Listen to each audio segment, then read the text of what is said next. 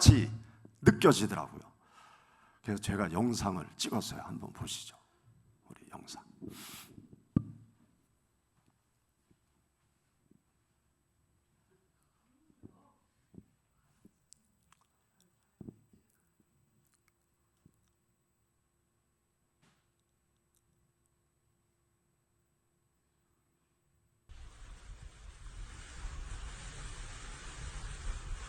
바람 소리,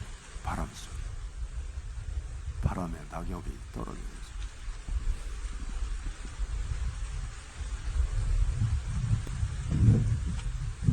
바람이 엄청 세게 불어요.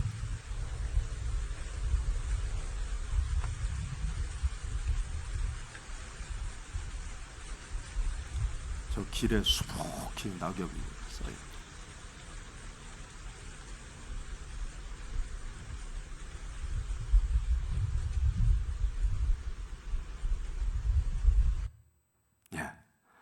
제가 등산하다가 저런 풍광을 보면 발걸음이 저절로 멈춰져요.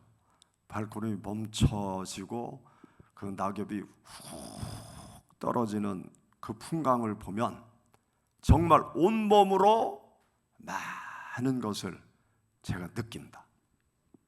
낙엽. 그러면 떠오르는 단어 한번 얘기해 보세요. 낙엽. 그러면 떠오르는 단어. 우리 학생 청년들. 낙엽. 떠오르는 단어. 예? 성숙.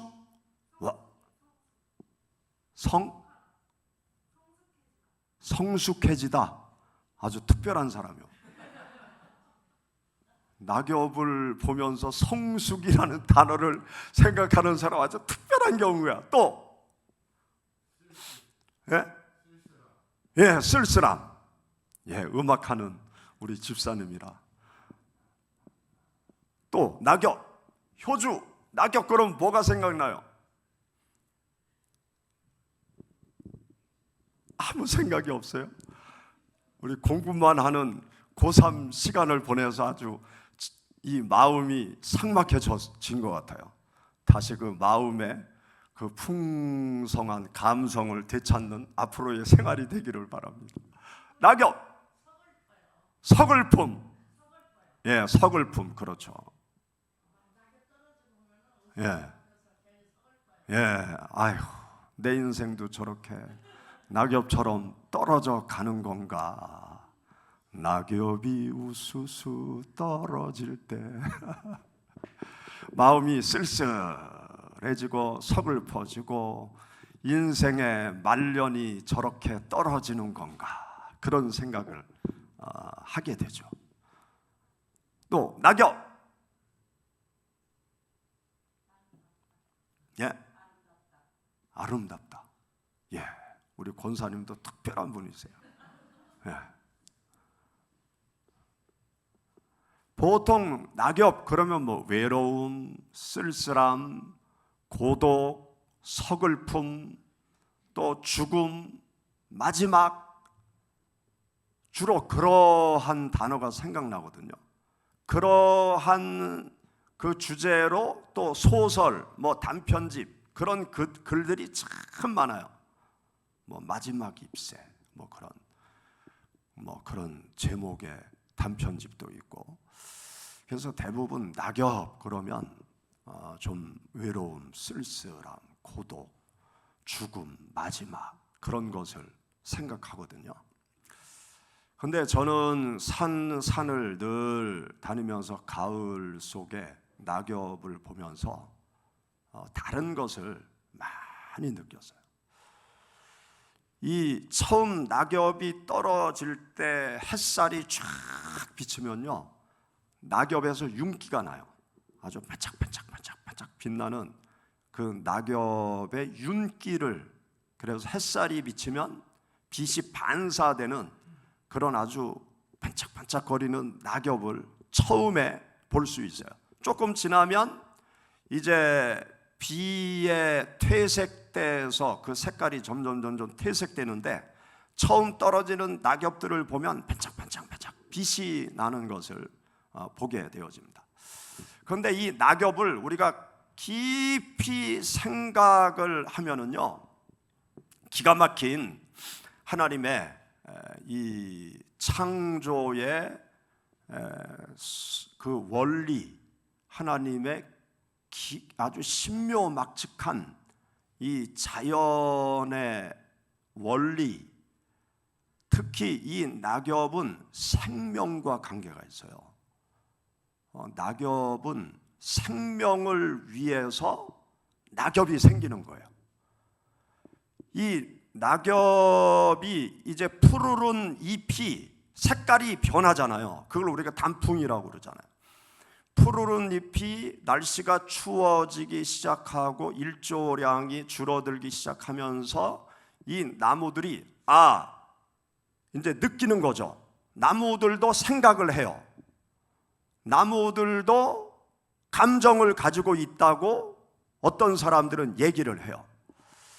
그래서 이 나무들이 일조량이 줄어들고 이 날씨가 점점점 추워들기 시작하면 겨울이 오고 있구나, 그렇게 본능적으로 이 식물들도 생각을 하는 거예요. 그래서 살기 위해서, 생존을 위해서 어떤 작업을 하는가 하면 이제 단풍이 들기 시작하는 거예요. 그 여러 가지 요소들이 있는데 그 복잡한 건 우리가 잊어버리고 단풍이 들기 시작하는 거예요. 그러면서 이 낙엽이 그 한여름에는 이파리가 무슨 작용을 하는가 하면 광합성 작용을 하잖아요. 이 나무 뿌리에서 물을 쫙 빨아 올려서 이 나뭇잎까지 가면 태양빛을 받아서 나뭇잎에서 막 광합성 작용을 해가지고 나무 성장에 필요한, 열매에 필요한 것들을 이 광합성 작용을 하면서 막 만들어내는 역할을 하는 게 이 나뭇잎이거든요. 그런데 일조량이 줄어들고 날씨가 추워지기 시작하면 겨울이 온다, 더 이상 물을 빨아 올려서 광합성 작용을 하면 우리가 추위에 얼어 죽는다, 그러니까 더 이상 광합성 작용을 하지 말고 또 에너지를 더 이상 소모하지 말고 이 나무 줄기를 살리기 위해서 빨리 잎들은 단풍색으로 바뀌고 잎들은 나무 가지에서 떨어져야 된다, 자기들 나무가 이야기를 하는 거예요.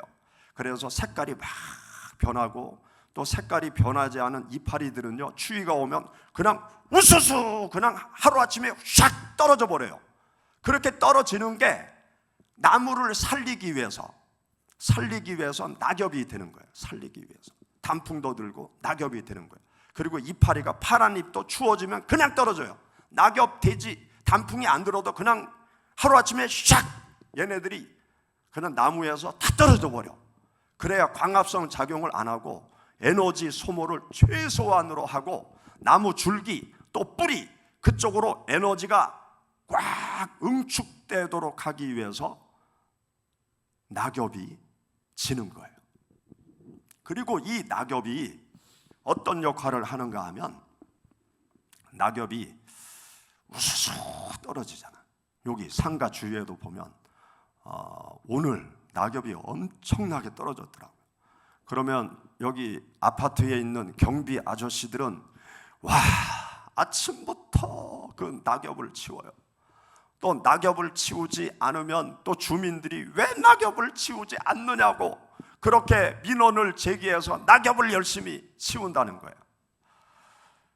그런데 제가 요 오동 근처는 낙엽 치우는 우리 경비 아저씨들한테 그래요. 화단에는 낙엽을 치우지 마시라고 제발 부탁하니까 요 화단에는 낙엽을 치우지 말라고, 겨울 내내 그냥 낙엽을 그대로 두시라고 제가 그렇게 부탁을, 아주 신신 부탁을 해요.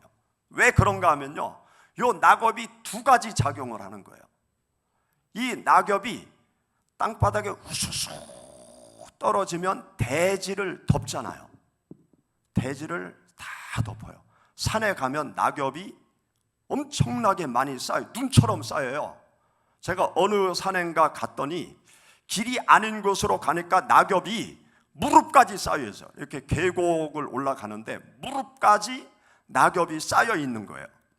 그러면 그 무릎까지 쌓여 있는 낙엽 밑에 가만히 낙엽을 덮고 있으면 어떨까요? 따뜻해요. 따뜻해. 그래서 한겨울에 보면은요, 여러분들 산에 갈 기회 있으면 일부러 한번 살펴보세요. 낙엽이 수북히 쌓여 있는 그 낙엽을 막 이렇게 파헤쳐 보세요. 그러면 그 낙엽 속에 파릇파릇한 새싹들이 겨울에도 자라고 있어요.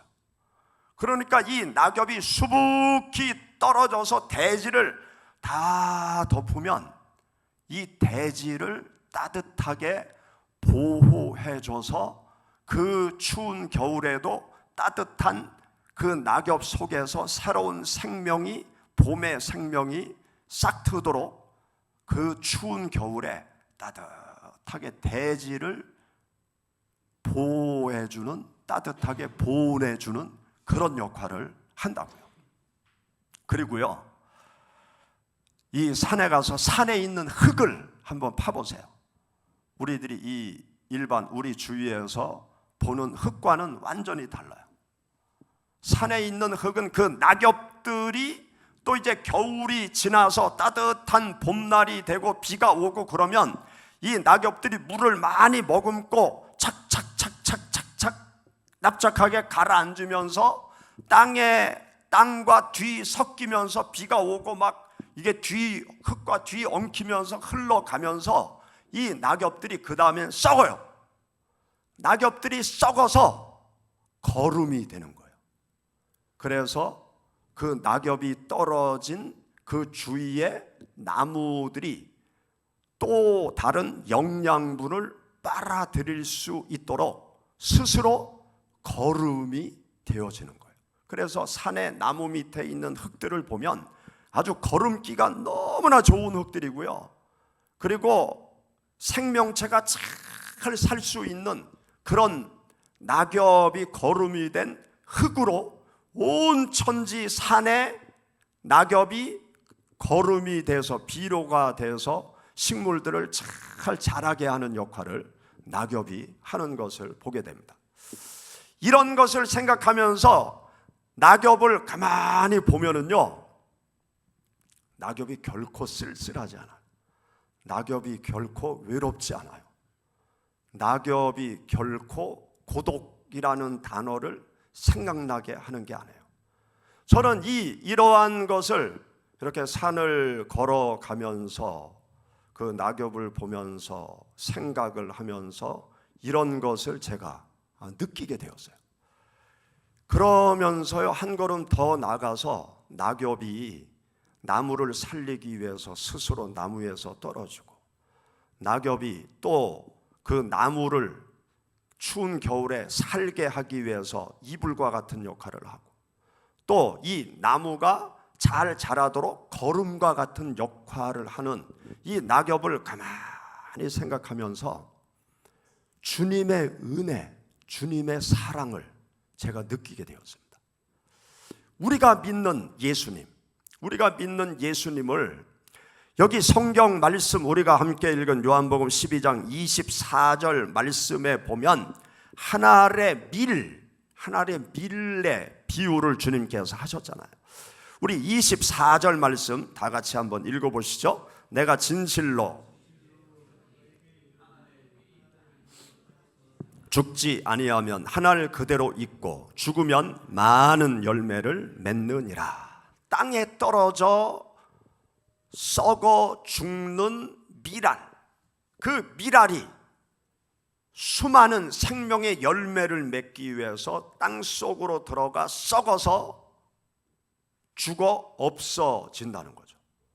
그렇게 땅 속에 들어가서 밀알이 썩어 죽어 없어질 때 거기에서 새로운 싹이 나오고 거기에서 많은 생명의 열매가 맺히는 것처럼 예수 그리스도께서 이 땅에 오신 이유는 생명을 주기 위해서, 영원한 생명을 30배, 60배, 100배로 맺혀가기 위해서 예수님께서 이 세상에 오신 거예요. 이 낙엽은 생명을 위해서 낙엽이 되는 거예요. 생명을 위해서 땅에 떨어지고 생명을 위해서 낙엽도 썩어지는 거죠.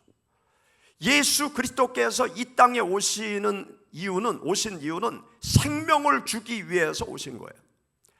이 죄로 말미암아 영원한 사망의 자리, 멸망의 자리, 죽음의 자리, 영원한 지옥에 떨어질 우리 인생들을 살리기 위해서 예수님께서 이 세상에 오신 거예요. 또 이 세상에 오신 예수님께서 왜 죽음의 길로 가셨느냐? 우리가 죄 때문에 죽을 수밖에 없으니까 예수님께서 우리들의 죄를 다 짊어지시고 우리 대신 죽음의 자리로 들어가신 거예요. 그래서 우리가 죽지 않고 영원히 살 수 있는 그 길을 열어주기 위해서 예수 그리스도께서 죽음의 길로 가신 거예요. 그리고 예수님께서 3일 만에 다시 부활하셨잖아요. 부활해서 영원한 하나님의 나라로 들어가셨죠. 영원한 하나님의 나라로 들어가시기 전에 예수님께서 제자들에게 어떤 말씀을 하셨는가 하면, 내가 너희를 위하여 처소를 예비하러 간다. 예수 그리스도를 믿는 자들이 영원한 하나님의 나라에서 하나님과 함께 영원히 살 수 있는 나의 처소를 마련하기 위해서 주님께서 먼저 부활하셔서 영원한 하나님의 나라로 들어가신 것입니다. 사랑하는 여러분, 예수님을 믿는 신앙의 길을 걸어갈 때 우리가 늘 감사하고 기뻐하면서 주님을 따라가야 될 이유가 어디에 있는가 하면 바로 여기에 있습니다.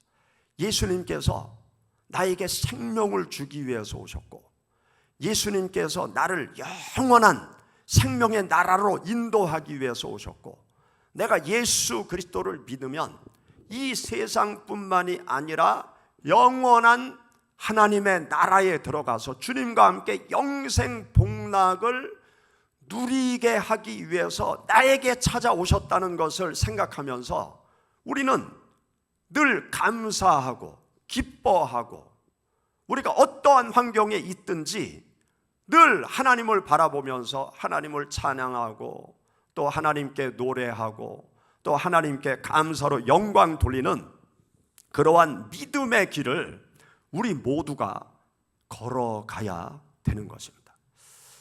우리는 너무나 현세적이고요, 우리 모두는 너무나 물질적이에요.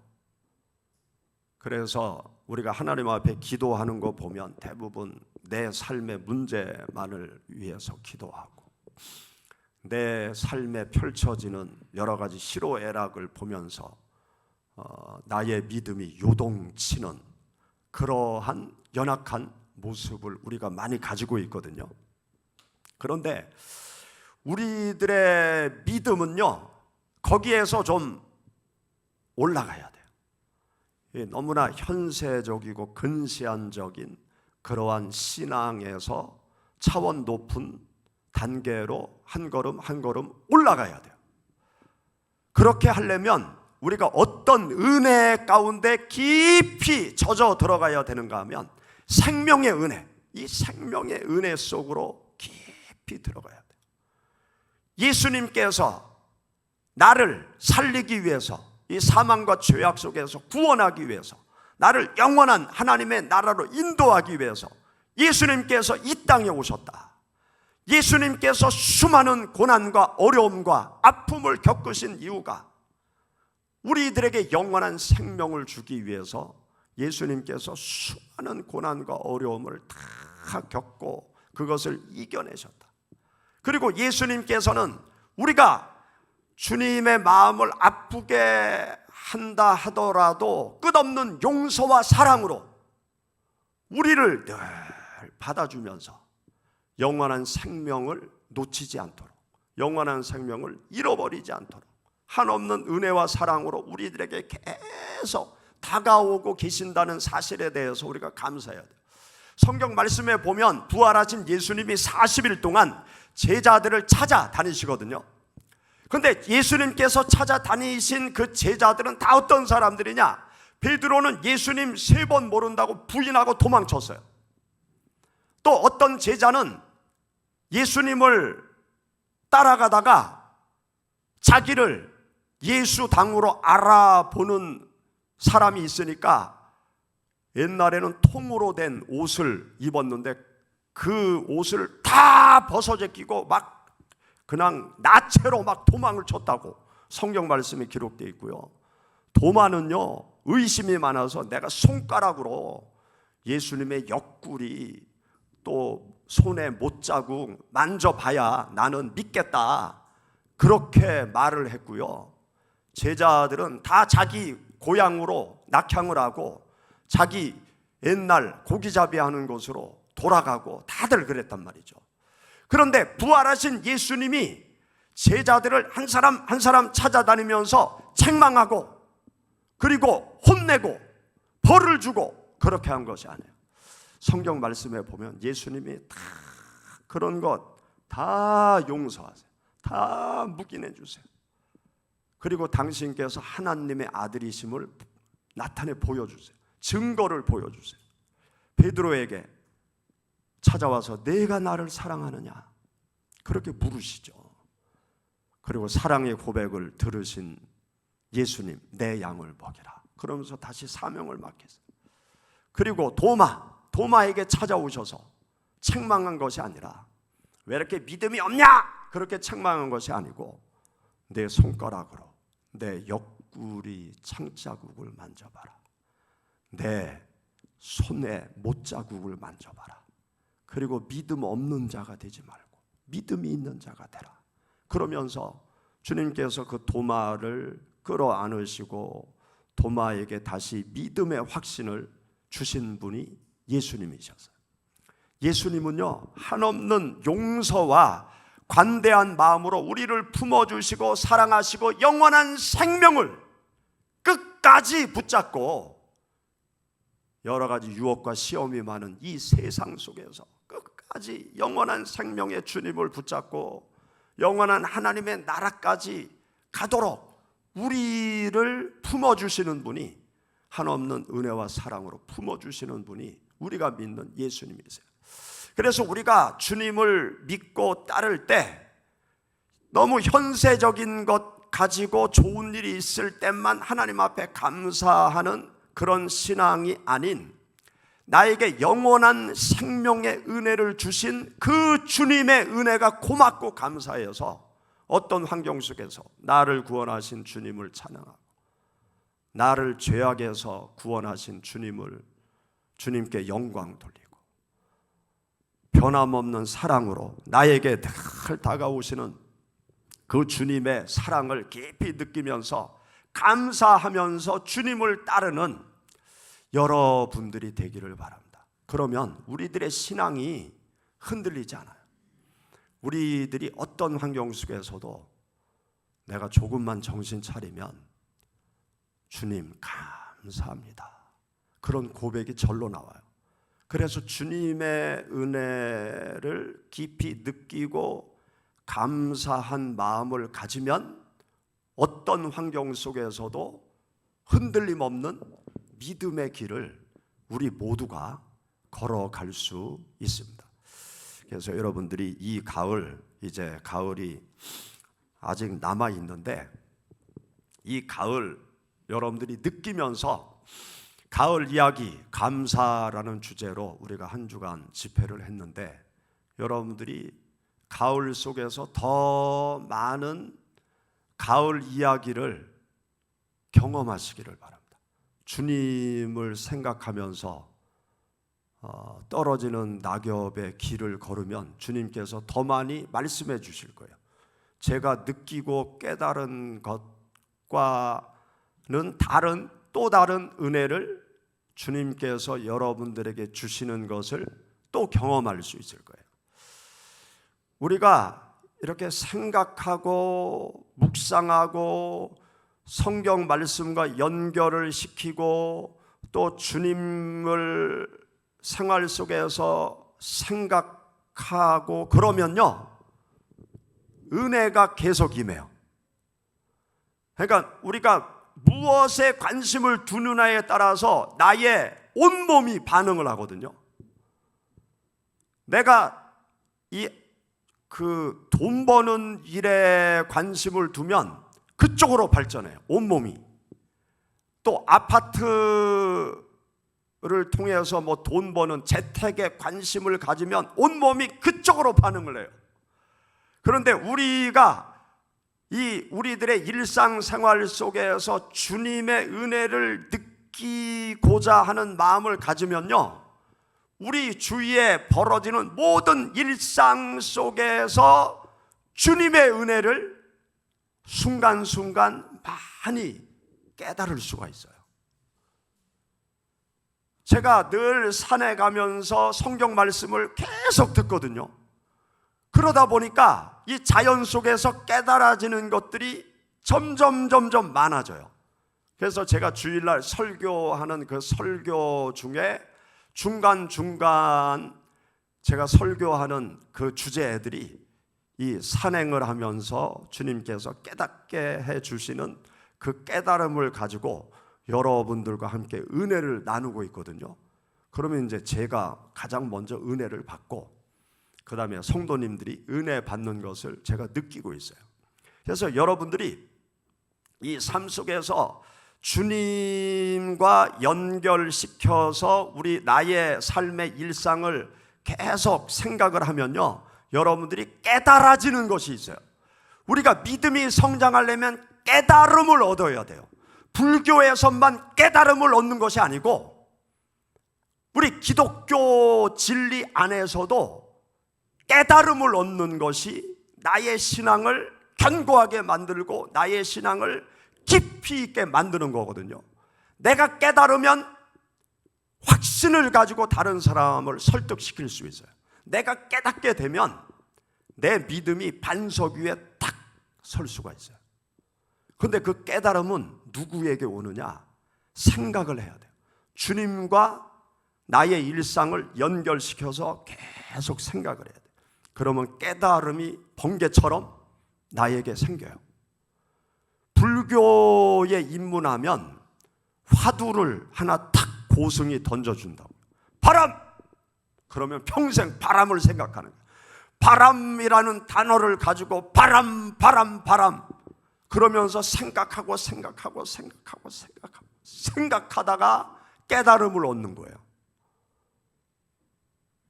우리는 일상생활 속에서 깨달음을 얻을 수 있어요. 성령님의 도움을 통해서 우리가 깨달음을 얻을 수 있거든요. 그런데 누구에게 깨달음이 오느냐? 생각하는 사람, 주님을 생각하는 사람에게, 나의 일상을 주님과 계속 연결시켜서 생각하는 사람에게 깨달음을 하나님께서 주시는 거예요. 그래서 어디 가서 깨달음을 얻으려고 하지 말고요, 내가 하는 일상 속에서 주님을 깊이 생각하면서 깨닫기를 원하면 주님께서 내가 공부하다가도 깨달음을 주시는 거예요. 내가 일을 하다가 사무 일을 보다가도 깨달음을 주시고, 음악을 하시다가도 깨달음을 주시고, 걷다가도 깨달음을 주시고, 그러면 그 깨달음이 오면은요, 내 가슴이 꽉 차게, 내 신앙이 견고하게 되어지는 것입니다. 그래서 이 가을에 여러분들의 가을 이야기를 많이 만들어 보세요. 그래서 그 여러분들의 가을 이야기를 저한테 좀 얘기 좀 해주세요. 차 한 잔 사주시면 제가 가을에 이런 걸 깨달았다고, 또 다른 분한테 내가 이 가을에 이런 것을 깨달았다고, 그렇게 여러분들이 늘 하나님 안에서 여러분들의 신앙을 견고하게 다져 나아가실 수 있기를 주의 이름으로 축원합니다.